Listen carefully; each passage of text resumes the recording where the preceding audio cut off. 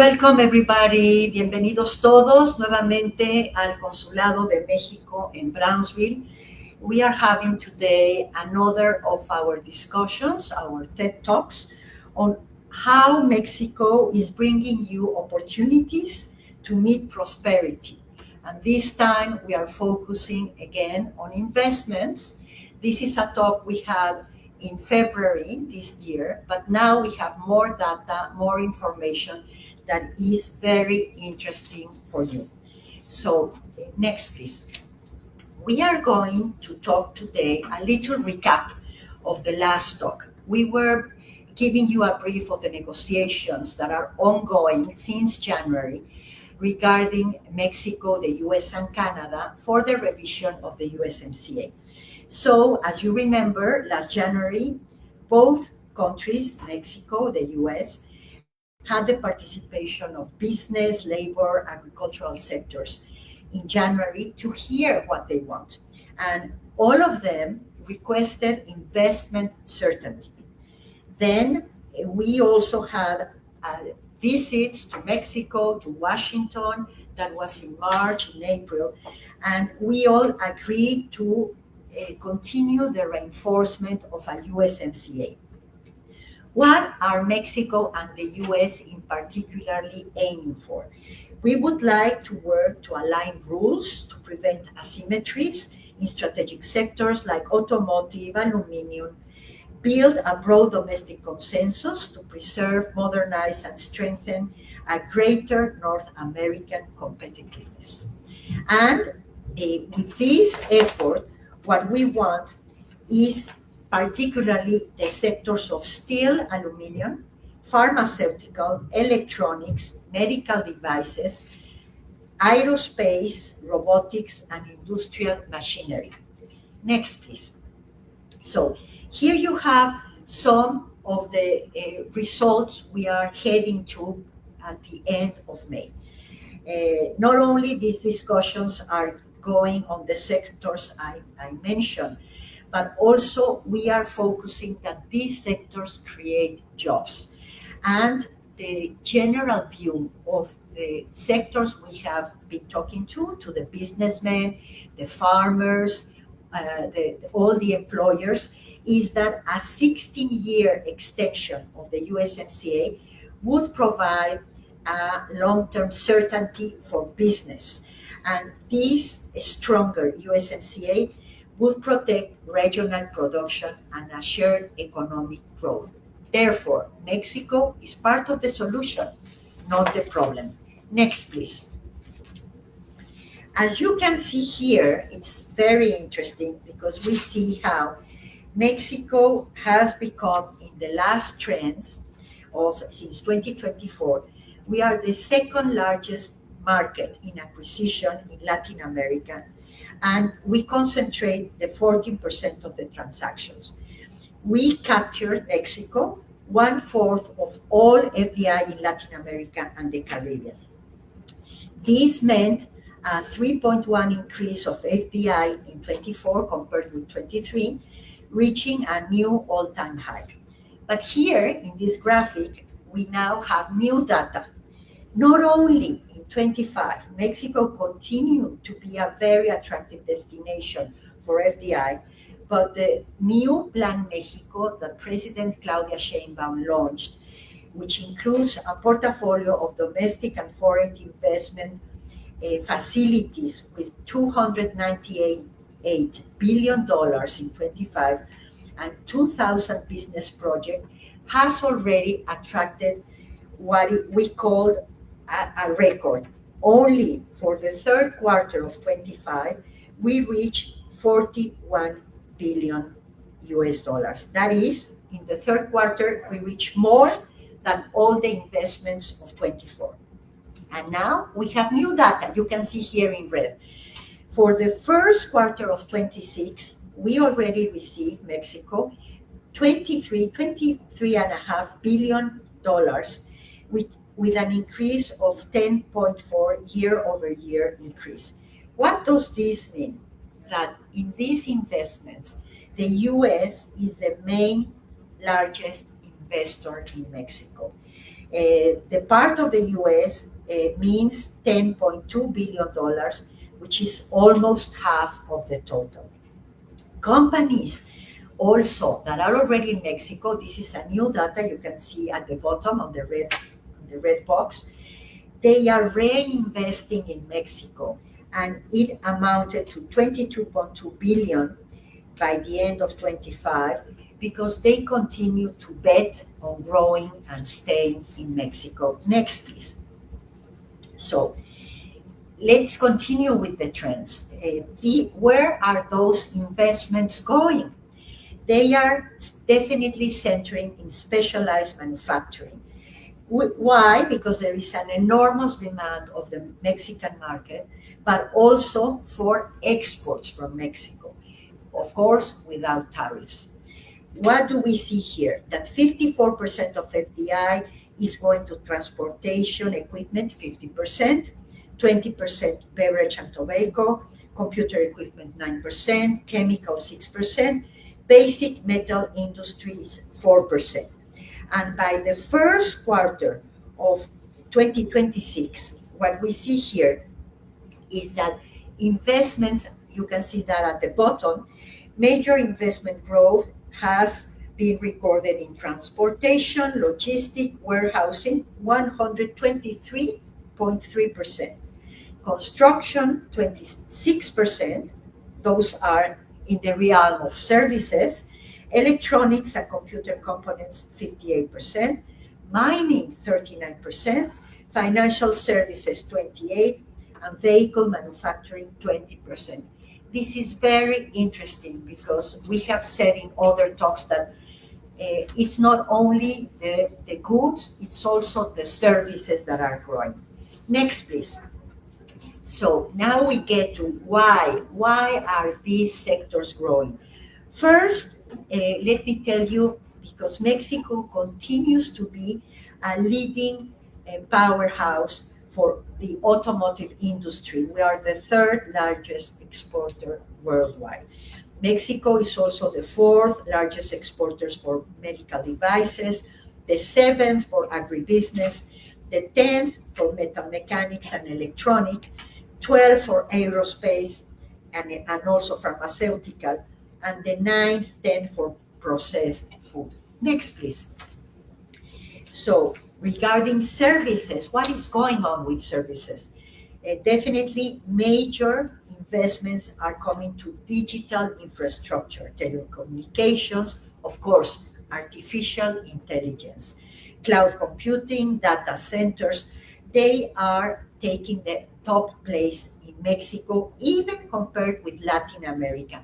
As you can see in the chart to the right side, Mexico captured up to 24, 11,000, almost $12,000 million in services from the digital infrastructure, from Amazon, cloud headquarters, Microsoft, above Brazil, Colombia, Chile, Argentina, and all the other Latin American countries. Next, please. What is the future?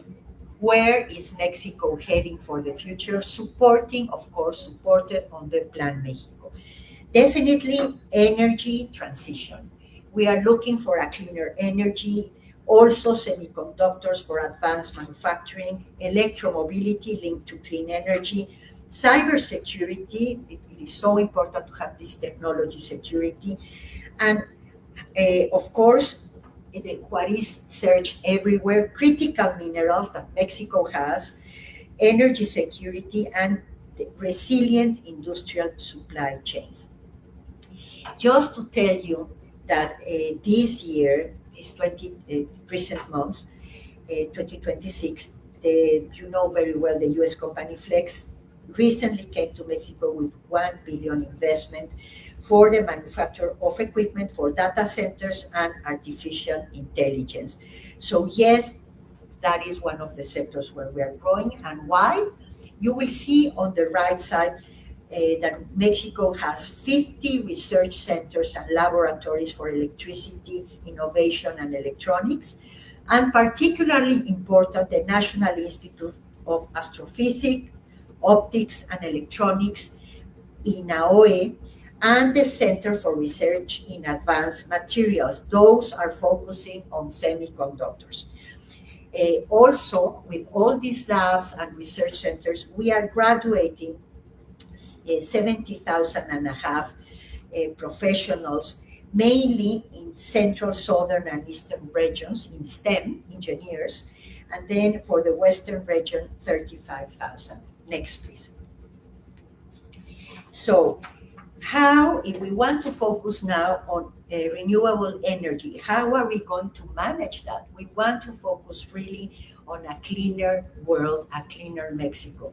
So our aim is to, by 2030, with the Sustainable Development Goals of the United Nations, we want to reach 45% of clean electricity through the installation of 46 gigawatts with new solar and wind power projects.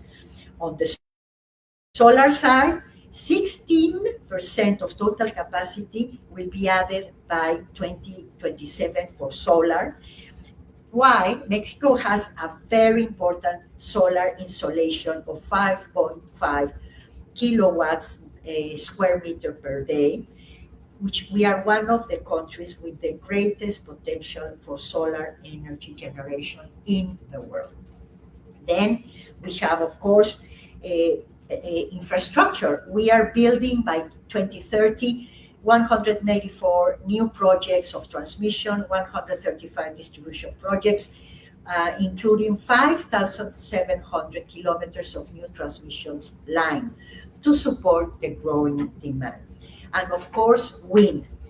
Mexico has exceptional wind resources in the Istmo de Tehuantepec, which is the shortest part that links the Gulf of Mexico with the Pacific, with an average speed of 8 to 10 miles per second.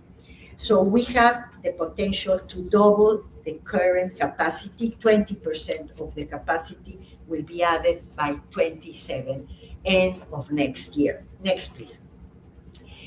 All of this renewable energy is supported, of course, with infrastructure, which we are also reinforcing, with 118 ports and terminals, 20,500 kilometers of railway, 189,000 kilometers of roads, 80 airports, 65 of them are international, 50 custom offices, 18 of them with the US, and some of them are already joint custom offices. Yes, thank you. The next. Here you see a few maps of the port system, the highway network. Next. The airport system, the railway system, linking, of course, to North America, not only the US, but going up to Canada. Next, please. And then, what is the other great tool that Mexico is offering the investors? We have 30 bilateral investment treaties with 31 countries that are not the US. So that means that also all of those countries that invest with Mexico or US companies that invest with Mexico know that Mexico is a fair player. We, with these BITs, we ensure level playing field for competition, legal protection for investors and investments, guaranteed control over investment, and, very important, investor-state dispute resolution mechanism. Mexico has the third highest number of active BITs in the Americas. Next, please.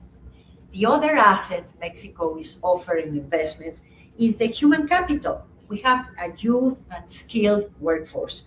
The 10th most populous country, with more than 130 million people, with a great consumption market. Of that population, over 60 million are economically active individuals, and their median is at age of 30 years, which is a very important workforce. And within the OECD, Mexico is a member of the OECD, is one of the top 10 countries for STEM graduates, which in 2023 meant 175,000, and 70% of that part were engineering, manufacturing, and construction. We have the first rank in the OECD with technical graduates and the fourth in professional graduates. So next, please. This gives us this important flow of investment. Now, let me tell you another thing. There is a myth that Mexico is receiving a lot of China investment. That is not the case.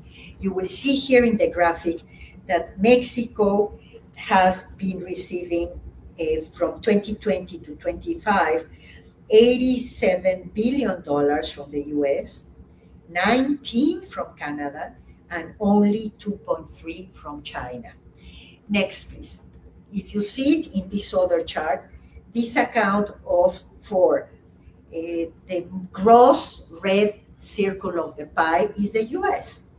$25 billion from the US, and then you see the little part that is for Canada and for China.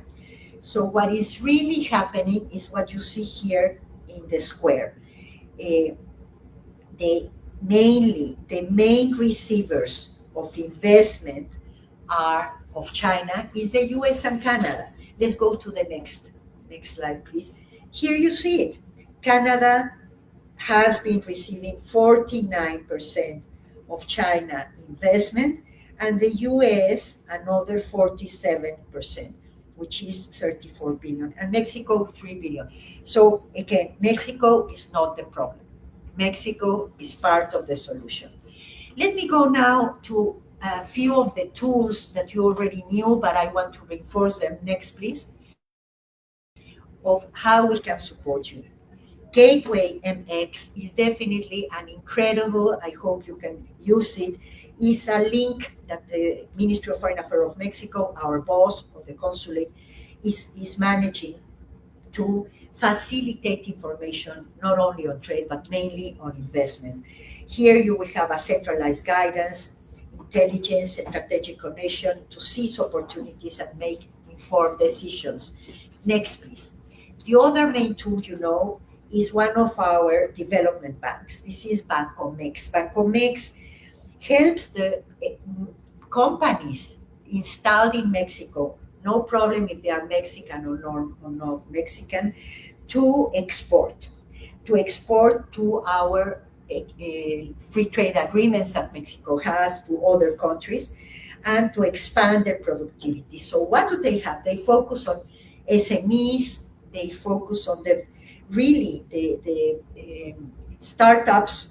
They also focus on maquiladora industry, so important here at the northern border of Mexico, and on women, Mujeres Bancomex, just to give you an idea. Next, please. Our other important development bank is Nacional Financiera. They also take care of SMEs, medium, small entrepreneurs, strategic projects, but also promote innovation, productivity, and regional growth. One of the fantastic programs of Nacional Financiera is factoring for suppliers. So even without moving to Mexico, if you are a supplier to clients in Mexico, you can be supported by Nacional Financiera. They also have an amazing green business credit for anything that is green, and to acquire new vehicles like cargo, commercial utility for modernization and mobility, among other programs. Next, please. Finally, not less important, taxes. We care to reduce taxes, particularly Mexico, for the border incentives in strategic sectors, not only the north, but the south with Guatemala, Belize. So you can be sure that if you invest at the border, you will have a 50% reduction in value-added tax, IVA, in Mexico, from 16% to 8%. And you will also receive a tax credit equivalent to 1/3 of income tax, impuesto sobre la renta, during the year or in provisional payments. So this is the support for the first year. To give you an idea, FDI manufacturing establishments at the border of the Mexican states grew 184% from 2010 to 2025. Other incentives I will show you, you will see them on the right side, are new incentives coming from Plan México. So regarding the impuesto sobre la renta, immediate investment deduction for income tax, there are new fixed assets reductions for furniture, office equipment, combustion engine vehicles, armored vehicles that will receive a depreciation percentage from 41% to 91%, up to 26, and from 27 to 2030, 35% to 89%. The only must is that it's the first time in Mexico, and that the new investor remains in operation at least 2 years. Any acquisition will be valid up to September 30, 2030. So this is a big saving of taxes for any investor going to Mexico. And then we have an additional 25% deduction for income tax, impuesto sobre la renta, for any spending on training or of employees that are registered at the Social Security, IMSS, and on innovation project expenses. So what does this mean? We are improving in taxes, but also, next please, in what we call ventanilla única. The ventanilla única for investors, the single window for investors, will give you transparency, legal certainty, streamlined processing, and support with key information how to invest in Mexico step by step, and reduction of all the requirements can be solved in 2 months. Yes, in 60 days, all of the permits that you may need with the WUI, you can handle them in only 60 days. So let me wrap up what we are saying in this to end this presentation of today. Definitely, FDI in Mexico is contributing to the U.S. How is this come? So we are creating value inside North America, supporting American manufacturing, and creating a more secure and resilient region. The USMCA has made North America one of the most competitive and dynamic regions in the world. Imagine, USMCA already is 1/3 of the global GDP with 509 million consumers. We really want to support this and to keep this region competitive regarding other regions. So what does the USMCA negotiations are now aiming? To support co-production, keep the investment in the region instead of shifting it to non-allied economies. This is co-production, not outsourcing. So Mexican manufacturing is strengthening American factories, farmers, and suppliers. Our integrated production has made the U.S. economy more competitive in world markets. Let me give you some concrete data. Job creation in Mexico has a multiplier effect in the United States. For every job created in Mexico, 3 jobs are created in the US. And not only that, Mexico is also betting to invest in the US. Mexican investments in the US have created 123,000 jobs per year since 2011. Again, one of the most dynamic regions is definitely Texas. It's definitely the border of Mexico and Texas. And only in 2022, 27 Mexican companies developed 35 investment projects in Texas, bringing $3.5 billion and created more than 5,300 jobs. One of these companies Grupo Cementos de Chihuahua is a world-class producer of concrete. You know, not every country has producers of concrete with innovative solutions that receive an award as one of the top 25 projects in Texas in 2022 with an investment of $750 million in Odessa. Clearly, Mexico is part of the solution, not the problem. Thank you for your attention. We will now open for any questions from the public that are written on the web, and I hear my colleagues that are going to facilitate some of the information for me. Okay, yes, Consul. We have one question from the public, and it says, how do you evaluate the current investment relationship between Mexico and the United States, especially at all ports of entry through the border? Yes, well, there is something very interesting going on.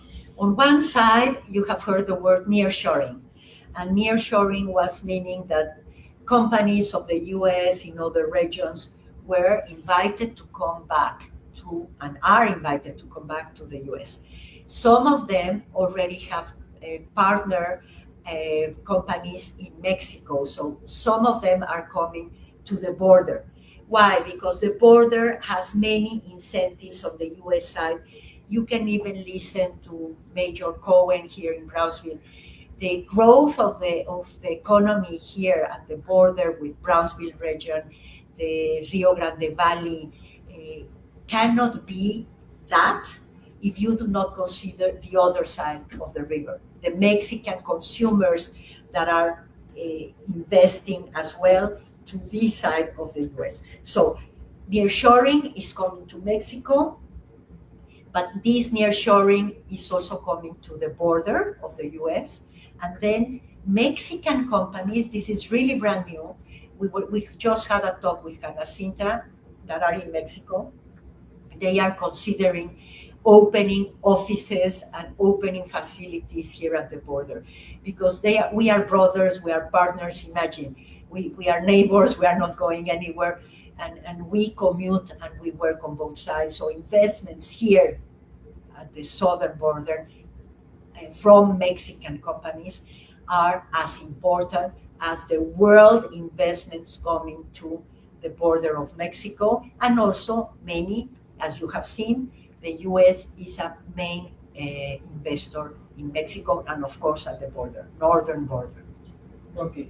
The next question is, what recommendations or advice would you give to new American investors that are interested in coming to Mexico? Very simple. First, take a look, pop in our Global Gateway link that we shared with you. We will be sending you this PowerPoint to all of the directory, all of the friends of the consulate, but we will also post it on the website. We will also post it on our Gateway MX. First, pop in there. And then if you have seen something of interest, you can go to VUI, the single window ventanilla for any permits, because there in VUI you will see it takes you 2 months to open an account. And from there, once you are in Mexico, you can knock the door of Nafinsa, you can knock the door of Bancomex. You can always ask us here at the consulate any questions, and we can give you all the support you may need.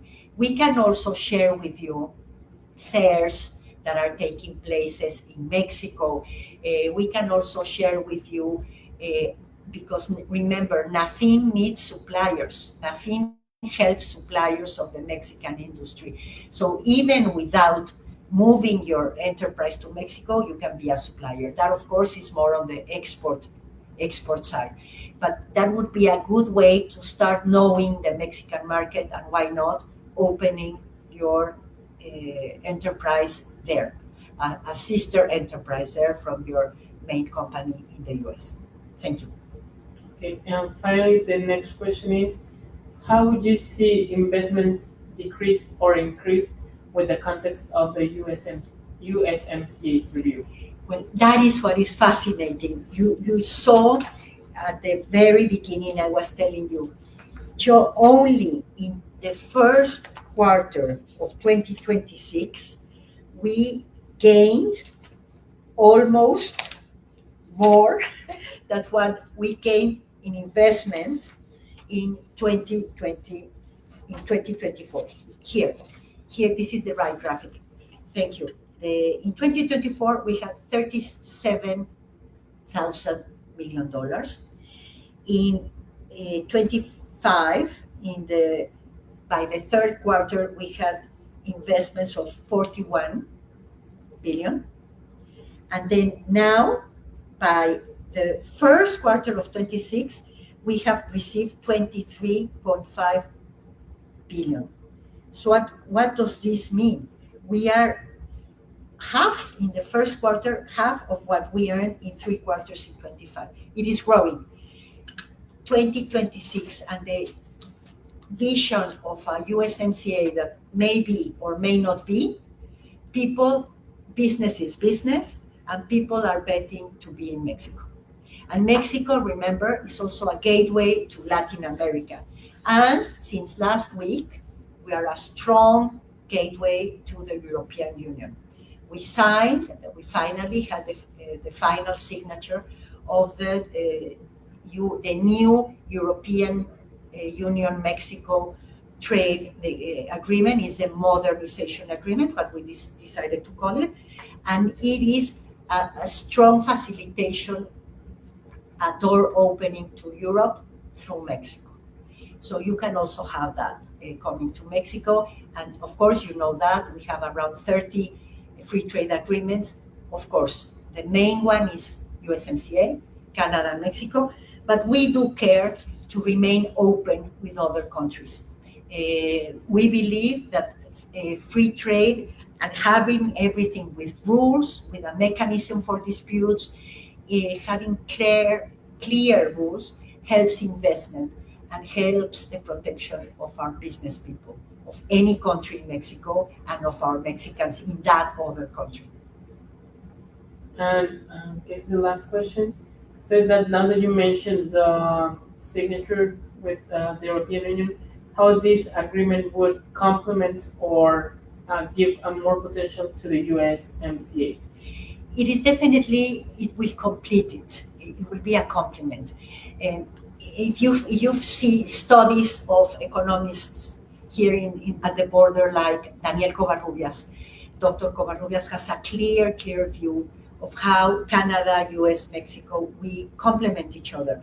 Mexico with advanced manufacturing, the US with high-tech, AI, all the new technology that we need for the future.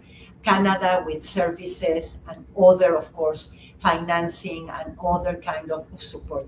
If we make a strong region among ourselves, definitely we are improving our competitiveness versus other countries. Now, in the case of the European Union, what their strength, they are not strong, for instance, in agriculture.